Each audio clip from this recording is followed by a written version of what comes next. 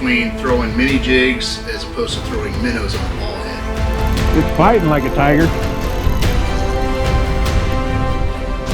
Ooh, jumper.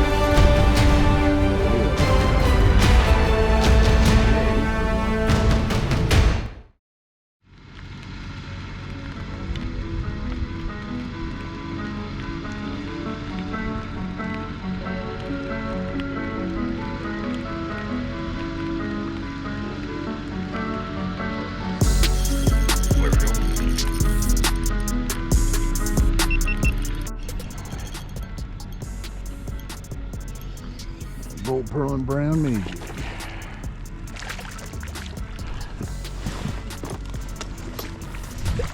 What is that one? Is it a cutty or a bow?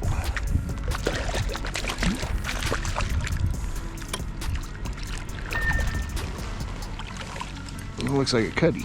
There we go. Pretty little cutty.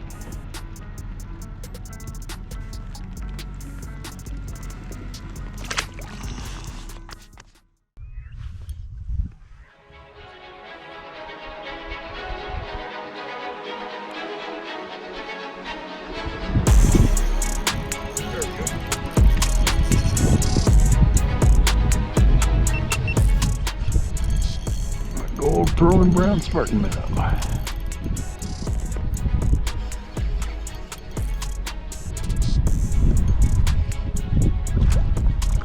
Oh, a nice one.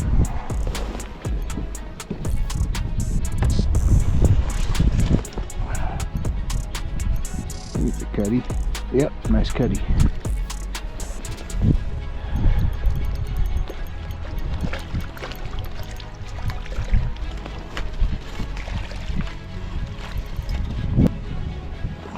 There you go, a real pretty one.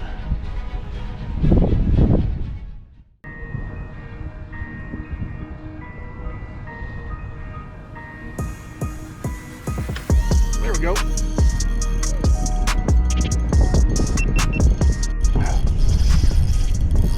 Well, it looked kind of gold. Might be a good tiger.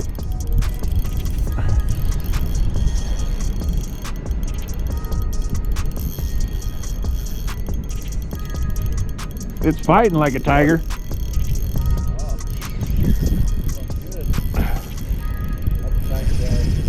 That's a good one.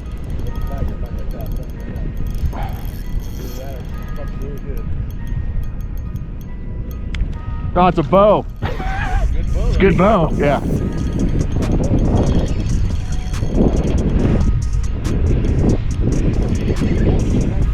Yeah.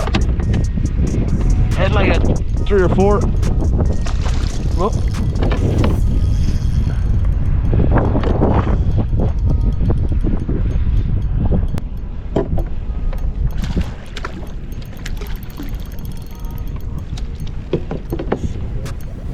Yeah, probably about a 3-pounder. Good looking bow. Chunky bro. All right, ladies and gents, we're going to take a quick break from the action to show you what's going on out there and what we're using. I'll start with the rod and reel I'm using. This is a 7'6" ultralight spinning rod with a 1000 series spinning reel. This happens to be a Katana rod. It's a custom rod that's designed for throwing mini jigs, but you can really use any 7'6" or 8-foot ultralight spinning rod. Will work and get the job done to throw these mini jigs and these minnows. This happens to be a Shimano Vanquish 1000 SSSP. It's a reel from Japan. Really, really nice reel. Very expensive reel. But any 1000 series or 500 series reel will work. Typically, we want to stick with the 1000. For line, I use Sinister Strand premium fiber braid in 4-pound. And then I run that up to a fluorocarbon leader of Runkle 5-pound power fluoro. And then I attach it with a little tiny double uni knot. But it's very important when you want to fish these light baits for trout, you don't have to have this fancy of a setup. You could have any 7'6" to 8-foot spinning rod and any 500 to 1000 series reel. The biggest issue when you're throwing these light baits is your line. That's what's going to help you get a decent cast of at least 30-40 feet. So that's why I go with the real thin Sinister braid, or you can use a 2-pound Line smoke. You can even get away with 4-pound mono sometimes, or fluorocarbon, especially if you're using like a 16th ounce jig like we were in most of this video. But when you get down to throwing the real tiny 32nd ounce stuff, it gets a little bit harder to cast. But if you want to give it a try and see how you like it, throw a 16th on, a mini jig or a minnow, and give it a try with just your regular setup, and see how you like it. Because once you start catching fish on it, it gets really addictive, and you really start fine-tuning how you cast and how you present your baits. And that's how I ended up upgrading to this real fancy equipment. Now let's go to the bench, and I'll show you the baits that we're working out there and how I rig them up. I'll show these two together so you can see the differences, but we have a Spartan minnow and a mini jig, and they work equally, but they're just a little bit different. They're both the same color, gold, pearl, and brown. As you can see, they look very similar. They have the gold, pearl, and brown highlights and some black flake in them. But how you rig them is completely different, and I'll show you this right now. For the minnows, we use a ball head, and for the tube jigs, we use a tube jig head. And here they are. These are both size 1/16, and this is a tube jig head, and this is a ball head. And the ball head ends up going on the outside of the minnow, so the lead ball is exposed, and the tube jig is totally concealed inside the tube. So I'll start with the minnow and show you how I rig these up. Now I like to look at the anatomy of this minnow, and you can see it has like a little bitty eyeball here, and a round part which I consider the belly of the fish. So this would be the nose, obviously this is the tail. Now on the back there's a bunch of little bumps, and I call those scoots, but I consider this the spine. Now I always like for the hook to come out of the spine, so when the fish is swimming, when I present it, it's swimming upright. So what I do is I start at the nose of the minnow, holding the hook like this, and I slide the tip of the hook in and push it just so it's going around the bend of the hook. And then, keeping it as straight as possible, I push that hook right through the spine and snug up that ball head so the minnow is pretty much straight, just like that. But this ball head is exposed. Now that's what you want, though. That's okay. The fish will not bother the fish. Having that little bit of lead on there, and even this one's kind of shiny, it may even give it a hair of flash, so who knows. And you just have some hook exposed there, which is more than enough when the fish bites to get a good hookup. Now with these tube jigs, it's a little more complicated, because this weight needs to go all the way inside here without ripping the rubber of this jig. So there are two ways to do it. First way is to start with the eye of the hook here and slide this into the skirt, because this tube jig is a hollow tube, and carefully push the rubber over the head of the weight. So it's like that, but you got to be careful because that eye can rip your jig. So you got to pull the rubber down and slowly inch it up till the lead's all the way at the top. And then I use my thumb or my finger to push where that eye is, and that little eye of the hook pops right out, and it ends up looking just like this. Now, another way to rig these is to start at the top. So we slide this off without destroying the jig, very carefully. And another way is to start near the top on the side, because you can tell, because where we put our hole with the hook, that's where the eye of the hook we want to pop out. So we want to judge about where that's going to be. So we'll start right about there and lightly push that hook in so it's in the tube section, and then carefully slide the tube portion around the hook without re-penetrating it. And then once we get to this point, we push the rubber around the lead very carefully without ripping the jig. So it's up to the eye, and then we pull the cap over very carefully without letting the rubber bunch up, and adjust it, and it looks just like that, just like the other way. Now what's cool about this way is you can change your jigs on the fly. If you have a line tied on here, you can just do the reverse, pull the cap back, expose that lead, and carefully slide the hook out, and you still got a good jig, and you can put another jig on this head. And that's really all there is to it. All right, now, what's the difference between throwing mini jigs as opposed to throwing minnows on a ball head? And how do you fish them? Do you fish them different? I get this question all the time, except for drop shot, and that's a whole nother animal. We'll cover that in another video. But the good news is, whether you fish a mini jig or a minnow, you can fish them exactly the same. At least I do. I cast it out. I'll let it drop sometimes I won't, especially with the 16s.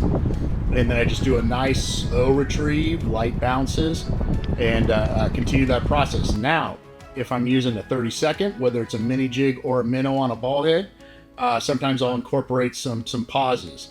And that lets that jig or that minnow just slowly fall. With the 16s, typically I don't get a lot of bites on the drop. Usually if I do, it's by surprise. Usually it's when I just cast out and I might get a bite. Sometimes I'll get a fish, but it's pretty random. But with the 30 seconds, however, there's been many times fishing those, doing pauses is exactly what the fish wanted. Like you do a nice slow retrieve, real methodical, light bounces, and they won't touch it until you give it a couple pops and a pause, and then they seem to want it. But that's with the 30-second ounce. The 16s, and that's what we're fishing out here because we're in a lake, fairly deep water, so you have lots of time to do a nice slow retrieve without getting into the dirt. Because that's basically what you're trying to avoid when you're fishing these jigs, is to go as slow as possible without getting it snagged up or into the weeds or into the mud. Just keeping it above that. So with the 16th in this deep water, as you slowly retrieve, the jig is falling. Taking a nice slow fall, nice light drop, and then as it starts to catch up to the line, it'll start going upwards. So you're covering several columns of water with the jig. But that's why we use the heavier 16th in deeper water, because if you use a 30-second in the deeper water with wind and all these other things, even going slow and letting it drop, it's going to pull up a lot faster, and you're not going to get to this bottom column of water. You're going to be skimming over the top, and you're not going to get it presented to enough fish. So that's the whole reason why we switch between the 16th and the 32nd in different conditions. Now, another question I get is, how do I decide whether to throw a mini jig or a minnow? And the best answer I can give you is it's pretty random. It's kind of like how I select colors when I'm starting out the day. I just kind of decide in the moment, like, well, maybe I'll throw a minnow, or maybe I'll throw a mini jig here. That's literally how I decide. Now, there are some factors whether I'm fishing a lake that's typically known for smaller sized trout, doesn't have a lot of toads in it. I'll probably stay away from the minnows and start with mini jigs. But that's pretty rare. Usually most of the lakes I fish do have a chance at some bigger quality fish. So, or if I'm fishing a stream, like streams or small ponds, I'll just start with a mini jig, something real light or small. But everywhere else, it's totally random. It doesn't mean I don't have faith in one more than the other. It's just a feeling like, hey, I'm gonna throw this. That's pretty much it. So, again, try not to read too much into it. So let's get back to the water and see how the rest of the day shake down.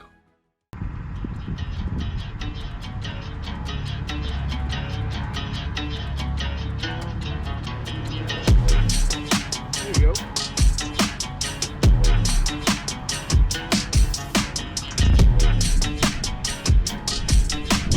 Yeah, dude. Yeah, that's a good one.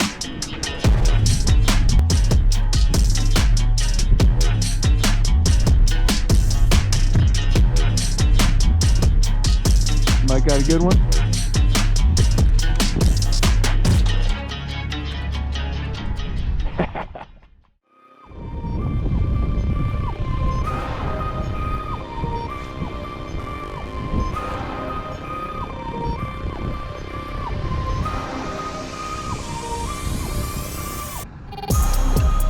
There we go.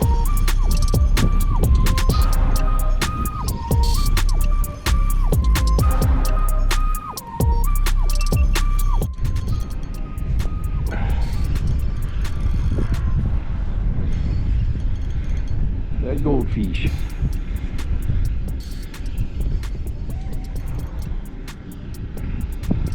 Well, another real good looking bow, dude. Real dirty looking. Yep.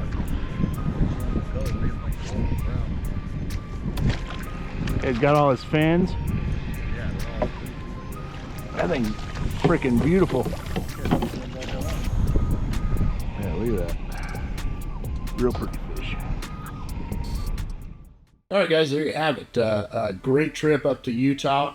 We love fishing up there. The fishing is just fantastic. Just unbelievable fishing up there. Except on this trip. The first day, we really had a tough time finding them. We were getting fish, but not like we're used to up there. Cold front had come in. God, I think it started off first day we were there. It might have been 14 degrees. It was cold. And we were searching all over the lake and literally using the fish finders, weren't finding very many fish or many contacts. Could not find the dang fish.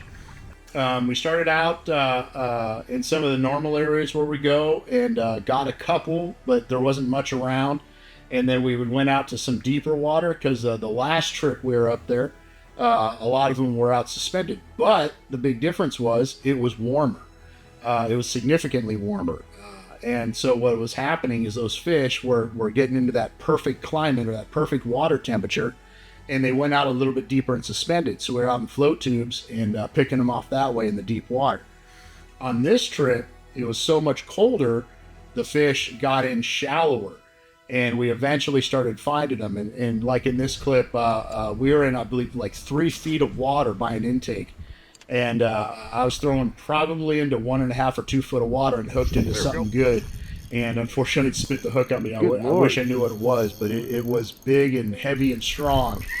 But it spit the hook, and I guess that's just fishing. But that's always the key. Like I say in a lot of the other videos, is you got to find them. Then once you find them, you got to figure out what they're biting. And it may seem like a lot, but it's really not that complicated. Just do it step by step. Go over the places that you think the fish will be at, like your intakes, your flat areas, suspended in the water, those kind of places, and see if you get bit, or see if you see fish or you think the fish are around, and then try different colors and different techniques, and just rinse and repeat until you start getting into those fish. And it's really as simple as that. So with that, if you want any of the fine products I use on this channel, there's a QR code right up here. Like the Golden State Fishing custom baits, the Katana rods, the Waterland sunglasses, the TRUDAVE waders, and the high sea waders. Just click on this QR code. If you go in there, there's links to discount codes. So just follow the prompts in there, and you can save up to 15% off on all these different products. And they're really good products, or I wouldn't use them on the channel. So go check them out. And as always, if you got questions or comments, please leave them here. I always do my best to respond to everybody and answer your questions as best I can. Also, if you like what I'm doing here, leave a like and a subscribe. Really helps the channel out. If you didn't like the content, I appreciate you hanging out as long as you did. And coming up, man, I got so many trips. Going back up north to Caples finally. Gonna throw the super tubes up there for them big browns and Max. Hopefully that goes well. A ton of more Sierra content. Just got back. Did really well at Grant Lake. Taking the kayaks up there in Silver. Did something real interesting there. It worked out well, so I got a video on that. So lots of things coming down the pike. And hope to see you guys out there and tie lines.